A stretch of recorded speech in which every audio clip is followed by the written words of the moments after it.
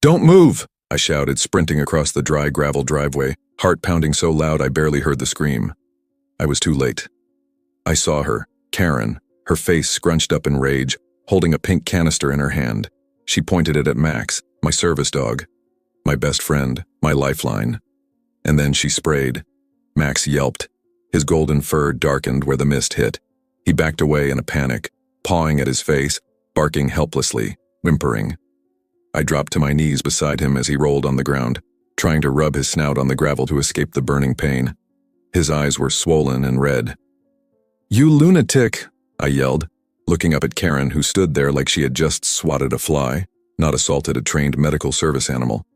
She stepped back, arms crossed, huffing with fake courage. That dog charged at me. I was in danger. She wasn't. Max had been sitting calmly by the front porch, tail wagging, doing exactly what he was trained to do. Watch over me. She had come onto my ranch, walked right past the private property signs, ignored the big service dog on duty plaque, and still, she'd sprayed him. And now Max was rolling in the dust, barely breathing properly. My hands trembled as I reached for my phone. But then, Karen did something that made everything worse. She pulled out her own phone and dialed 911. "She's lying," she screamed into the receiver. "She set that dog on me. I need help now. I think I'm going to sue." I froze. My service dog was suffering, and she was trying to flip the script, right in front of me. But as the sirens in the distance grew louder, and my neighbors began peeking over the ranch fence, I knew this was far from over. Because what Karen didn't know was, I had everything on camera, and she was about to find out. Now let me tell you how this nightmare all began. It all started 2 months ago when I inherited my grandfather's 15-acre ranch in Texas. It was far from the city, quiet, peaceful, until the HOA found out I wasn't one of them. See, this ranch? It was grandfathered in before the HOA ever existed. Their lines ended at the dirt road a mile away. But that didn't stop them from acting like they owned everything in sight. And it really didn't stop Karen, our self-proclaimed HOA queen, from crossing into places she didn't belong. At first, it was little things. Karen showing up at my gate, clipboard in hand. "You can't have that shed there," she said once. "It's been there for 30 years, I replied. "It's an eyesore. We're enforcing new beautification rules." "I'm not in your HOA. She blinked, then sniffed. "Well, we'll see about that." It was annoying, sure, but I never thought it would get dangerous. The ranch was supposed to be my fresh start. After my military service and an injury that left me struggling with PTSD and seizures, I needed quiet. Max, my service dog, was part of my treatment. Trained to sense oncoming episodes, he had literally saved my life more than once. That's what made her attack so much worse. Max wasn't just a pet. He was essential. And Karen? She didn't care, because she saw him as just a big dog. A threat. A nuisance. It got worse after the incident with the delivery truck. One morning, a delivery guy drove up to the gate. I had ordered fencing materials to repair the south pasture. Karen showed up out of nowhere and blocked the truck with her golf cart. "This isn't an authorized vehicle," she shouted. The driver looked confused. "I'm not lost, lady. GPS says I'm in the right spot."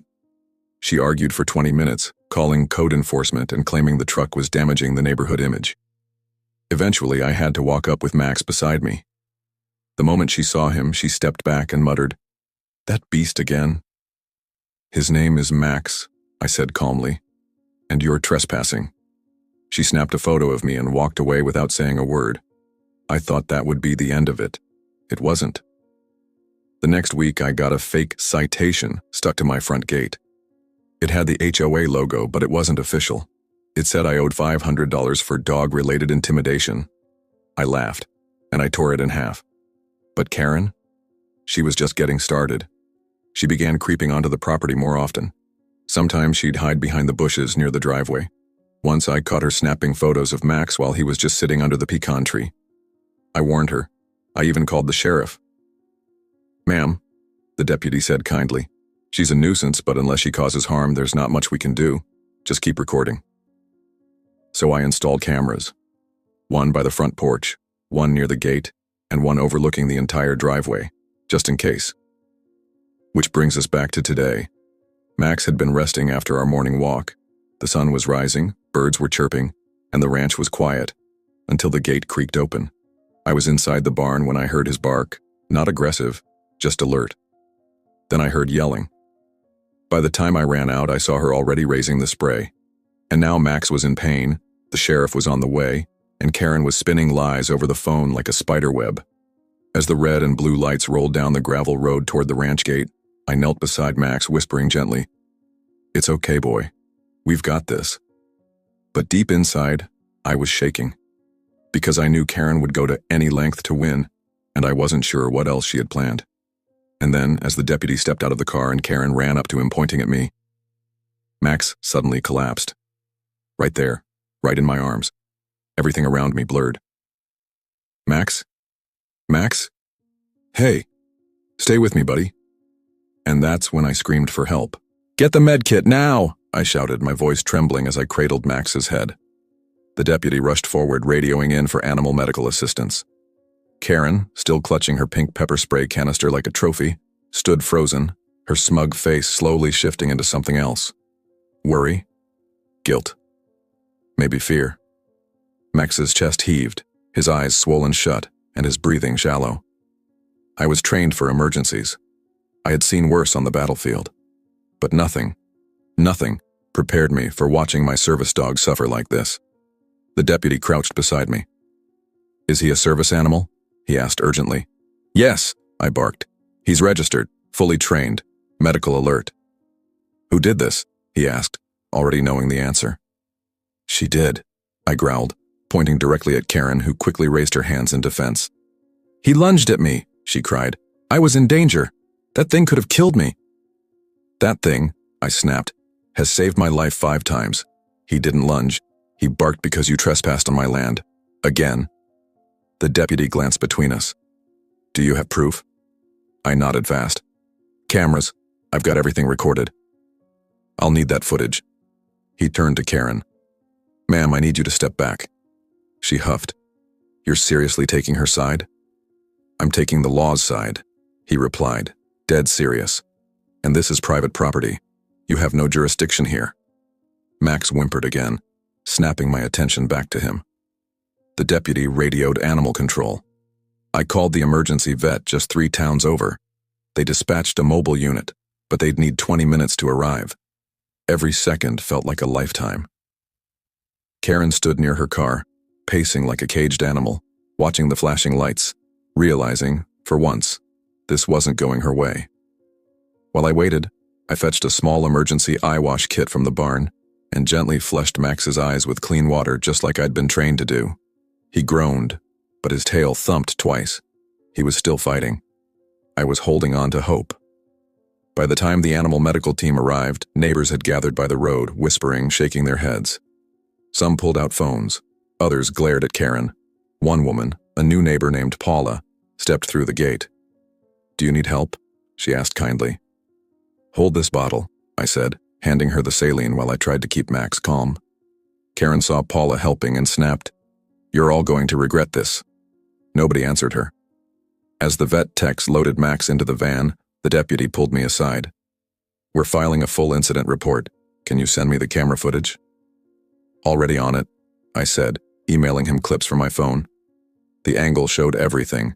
Karen walking past the gate, Max sitting calmly, her pulling the spray, and blasting him with zero provocation. The deputy watched in silence, then sighed. "Clear as day. She's going to regret this." Karen tried to argue again, but when the deputy told her she'd be facing animal cruelty charges, her face turned pale. "I want a lawyer," she snapped. "You'll get one," he replied. "You'll need one." I followed the animal van in my truck, heart pounding with every mile. The vet clinic was warm, filled with soft voices and clean hands. They took Max in quickly and gave me a seat in the waiting room. Alone with my thoughts, I felt a storm building inside me. This wasn't about just today. Karen had been testing me for weeks because she hated that she couldn't control me, my ranch, or my dog. She hated boundaries. She hated not being obeyed. And now, she'd crossed a line she couldn't uncross. That evening, the vet came out. "He's stable," she said, smiling softly. "Eyes are damaged but should recover. His breathing is better now. You can see him if you like." I rushed in. Max lay in a cozy bed, an IV in his leg, his head rising when he heard my steps. His tail wagged weakly. "Hey, buddy," I whispered, scratching his ear. "You're a warrior." He licked my hand, and I smiled for the first time all day. But as I sat beside him, phone buzzing in my pocket with text messages and missed calls, a notification popped up from a neighbor group chat. Karen says she's suing, claims she was set up, said she's calling the news. My smile faded. She wasn't backing down. She was doubling down. Even after hurting my service dog, even after being caught red-handed, Karen was trying to spin the narrative. I stood up slowly. If she wanted a war, she was about to get one, and I had everything to expose her lies. The next morning I woke up to a storm, not the kind with thunder or lightning, but a digital storm. My phone buzzed nonstop, missed calls, texts, social media alerts, neighbors, friends, even reporters I didn't know, all messaging me. Turns out Karen had followed through on her threat. She had posted a dramatic one-sided video to her HOA's Facebook page and a local neighborhood watch group. In it, she cried on camera, claiming she was ambushed by a violent dog on public property and barely escaped with her life. She even showed fake scratches on her arms, probably from a bush she tripped into after spraying Max. "She's making herself look like the victim," I muttered, disgusted. Classic Karen. Her post had hundreds of comments. Some people, mostly other HOA members, were cheering her on. But others? They weren't buying it. Especially after I posted my video. A clean, unedited, time-stamped clip from my front porch camera. It showed Max sitting calmly as Karen walked up the driveway. Then it showed her pulling out the pink canister and blasting him while he didn't even move. It went viral fast. Even folks who didn't know me were now tagging the sheriff's department and animal protection groups. One local vet even offered to support Max's medical care for free. The tide was turning, but the storm was just beginning.